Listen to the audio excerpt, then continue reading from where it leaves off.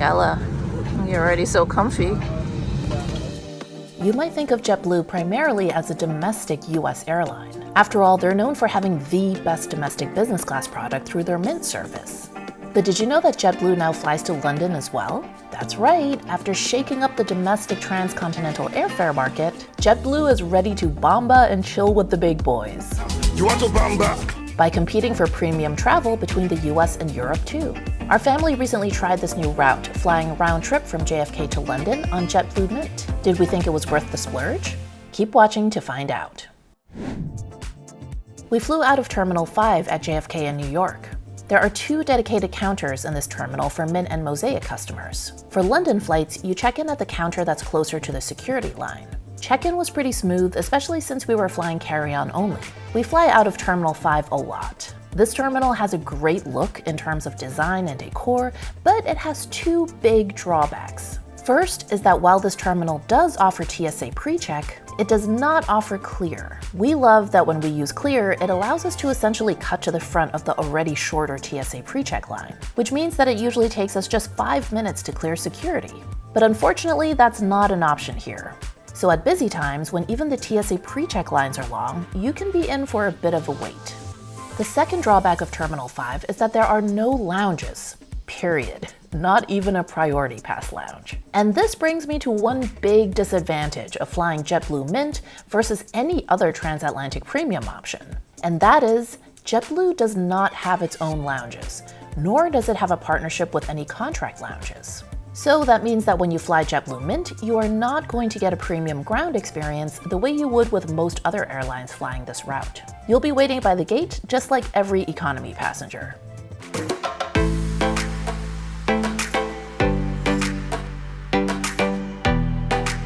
We put our bags away and settled into our seats. I'm gonna be so far from you guys. I'm all the way in row 7. Before I tell you why I ended up seated so far from the rest of my family, let me first explain the layout of the cabin. JetBlue operates the New York to London flights on their brand new fleet of Airbus A321LRs. LR stands for long range. The Mint cabin on this aircraft features a 1-1 configuration throughout. There are 24 suites in total, with the seats placed in a herringbone arrangement. Every single suite has direct aisle access. The first row of suites, seats 1A and 1F, are the Mint studios.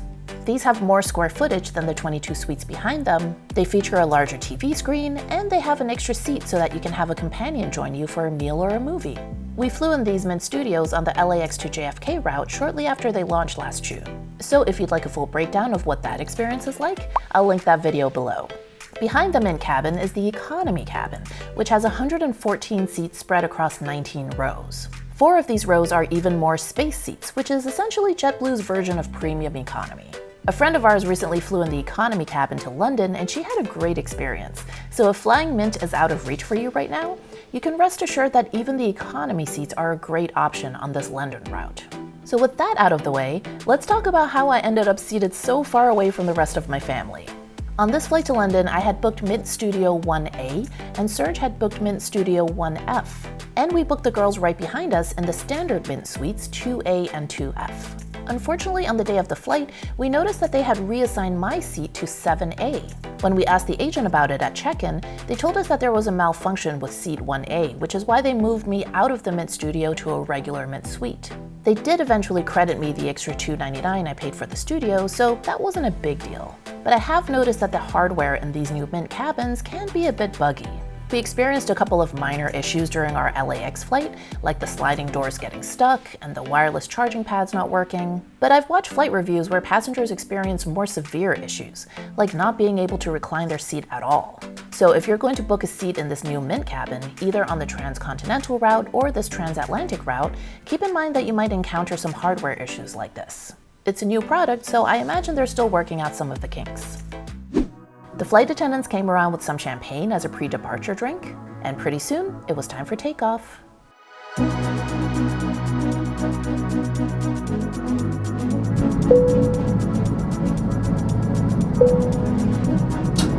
We are now at 10,000 feet. At this time, you may use Sensei power outlets, which are located underneath the seat, in line with the armrest. Nice pajamas. Since this was an overnight flight and Serge was seated in one of the Mint studios, he got a pair of pajamas to change into. Meanwhile, I had to sleep in my own clothes like a total loser. Just kidding. But I did elect to skip dinner and actually go straight to sleep because I was especially exhausted that night. So I was out like a light. Pretty soon after that, we landed in Heathrow. But don't worry, this flight review is just getting started. I'll get into all the details about dining, amenity kits, service, in-flight entertainment, and more as I take you along on our return flight back to New York. By the way, one thing I so appreciated about Heathrow was that they have a dedicated line for families to go through immigration and customs. That made things so smooth. While we flew into Heathrow, on our way home, we actually flew out of Gatwick. JetBlue operates the New York-London flights out of both airports now. There's a small section of check-in counters for JetBlue and just one dedicated counter for Mint and Mosaic customers. One thing I love about Gatwick is that they provide these cubby tables so you have a dedicated place to put your items back in your bag after going through security. I'd love to see more airports implement something like this. Also, just a heads up, the COVID safety standards in London are definitely a lot more lax than in New York. So don't be surprised if you see even airport and airline staff chin-strapping their masks.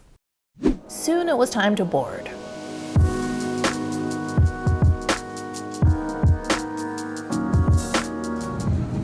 Ella, feeling a little excited there? So bouncy. This time we were seated together in rows 7 and 8. And then it was time for takeoff.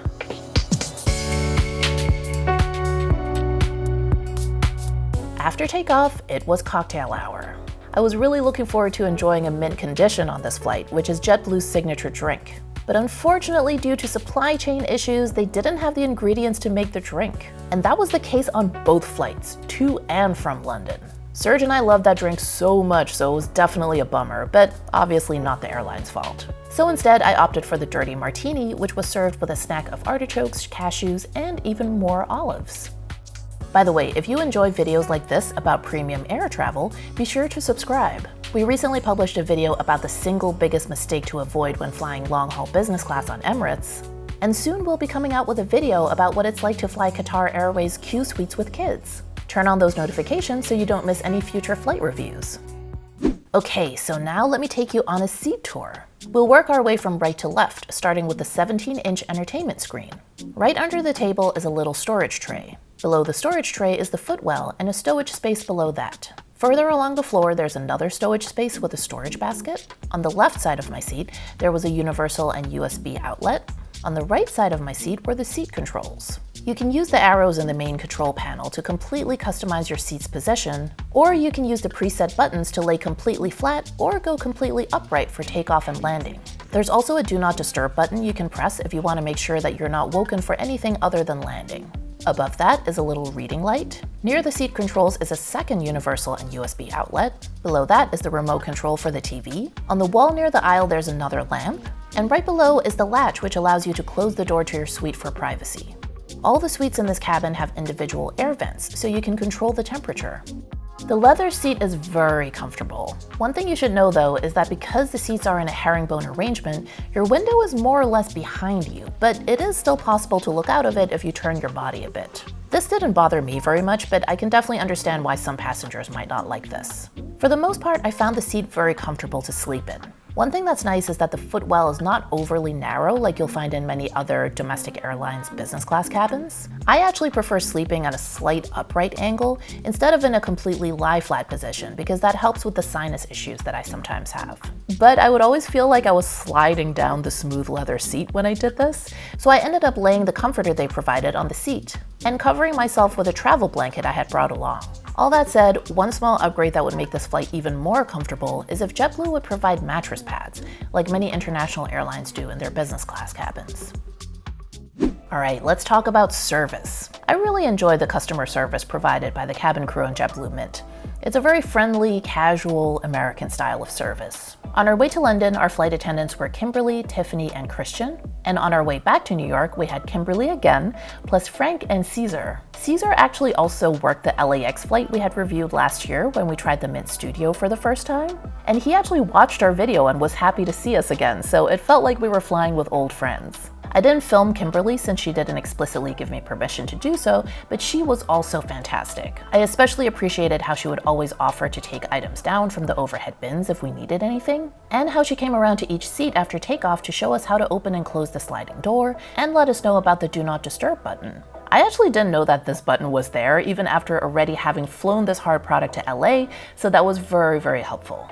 There were also lots of small touches which made this flight feel special, like when Caesar handed out Cadbury chocolates to everyone. Of course, our girls love this. Or when they gave us handwritten thank you cards, along with limited edition pins with cute London-themed designs like teacups. You finished your dinner or are you still working on it? Yes? Okay. Is here? Okay, now let's take a walk and check out the bathroom. The bathrooms on both flights were kept very clean. I really love the bold blue accent wall. It gives the bathrooms a lot of personality. The amenities are pretty minimal, really just soap, tissues, and paper towels. On the flight to London, the door to the bin actually opened automatically as your hand approached, which I thought was a great touch, especially in these times of heightened hygiene. But for some reason, this function didn't work on our return flight, and I didn't film the bathroom on our first flight, so you'll just have to take my word for it. Okay, let's talk about the amenity kits. JetBlue actually offers 4 different amenity kits to Mint passengers, depending on what type of flight you're taking. If you're on a morning flight, you get the Awake kit. If you're on a red-eye, you get a Sleep kit. If you're flying Mint on a Caribbean flight, you get a Renewal kit. And if you're on a lunch and dinner flight like our return flight, you get a Flow kit. So let me take you through the contents. You get a pair of socks, facial mist and moisturizer, hand and body cream, an immunity-boosting soft chew, electrolytes that can be dissolved in water, and a deodorant wipe. Now that we've covered the amenity kit, let's talk about the in-flight entertainment. JetBlue offers a solid collection of movies and TV shows to watch. When we flew, they seem to have an especially strong assortment of 80s movies, which I can always appreciate. Drop a comment if you know which movie this is. By the way, I'm doing a bit of foreshadowing here with this movie for what's coming up next in our 22 Cities in 2022 series. If you want to take a guess at what I might mean, drop a comment below. The 17-inch screens in the Mint suites are not quite as extravagant as the 22-inch screens you'll find in the Mint studios, but they still made for a fun viewing experience. JetBlue provides Mint passengers with noise-canceling headphones from the brand Master and Dynamic. They sound pretty good, and I really like the vintage look that they have. One thing you should know though is that the cabin crew will collect these headphones 20 minutes before landing, but they can provide you with earbuds if you need them so that you can finish your movie. Okay, let's talk about the onboard dining on JetBlue Mint. The meals on our flight were created by Pasquale Jones, which is an upscale pizzeria in Manhattan's Little Italy. We had 5 small plates to choose from, 2 cold, 3 warm. On the way to London, the 2 cold choices were radicchio salad and farro salad, while the warm choices were lasagna, fluke, and pork shoulder. On the way back from London, the 2 cold choices were baby greens and roasted carrots, while the warm choices were shrimp curry, chicken milanese, and cavatelli. On both flights, I picked all the warm dishes. On the return flight, there was also a second smaller meal. We were able to choose from panzanella, clam soup, and a panini. I went with the panini. I really enjoyed the food overall, and I think the fact that you're able to choose 3 out of 5 dishes makes dining so much easier for parents traveling with kids. Even if your kid is a picky eater, there's probably at least 1 out of those 5 dishes they'll be willing to eat. Whereas if you're on a flight with a more traditional chicken or beef setup, you're stuck with the one choice that you made. So, is JetBlue Mint worth the splurge? Well, let's talk about costs. On average, you can expect to pay about $2,000 each way on this New York to London route. And if you want to book a Mint studio instead of a regular suite, there's a flat $299 surcharge on top of that each way. Based on a few sample searches I did, this price range puts it at about the same price as flying the same route on American, Delta, or United, but a little bit less than you'd expect to pay on British Airways or Virgin Atlantic. Obviously, fares change all the time, so the fares you see by the time you watch this video may be very different. The JetBlue Mint product is vastly superior to what you're going to find on the big 3 US airlines.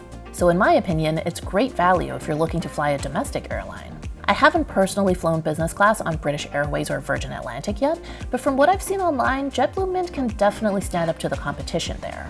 Personally, I would not hesitate to book another JetBlue Mint flight. So for me, it was definitely worth the splurge. But what did our girls think of the flight? What score did you give the dining? 1 out of 5. Yes. 10. No, 1 out of 5. 5. Because it was delicious. Okay, and how would you rate the service? 1 out of 5. Also 3. No, 4. Okay. Because the people were really nice. And how about comfort? 1 out of 5. 4. Okay. That's very Okay. And any reason it's not a 5? Because I didn't sleep. Oh, okay. But you slept on the way in. Yes. Don't I forget did. about that. And what score would you give the service? 1 out of 5. 5. Because everybody there is nice. And you know how they had to take away your headphones? So they gave me new ones. Oh, they give you little earbuds, right? That was nice. Cool. So overall score? 4. 4. Okay, nice. So overall, how would you rate it? 1 out of 5. 5. Did you know that our family is visiting 22 cities in 2022? If you'd like to watch from the beginning of the series, just click that video right there to watch city number 1. If you haven't already, please subscribe and turn on notifications. And follow us on TikTok and Instagram at Top Flight Family. Thanks for watching, and we'll see you in the next video.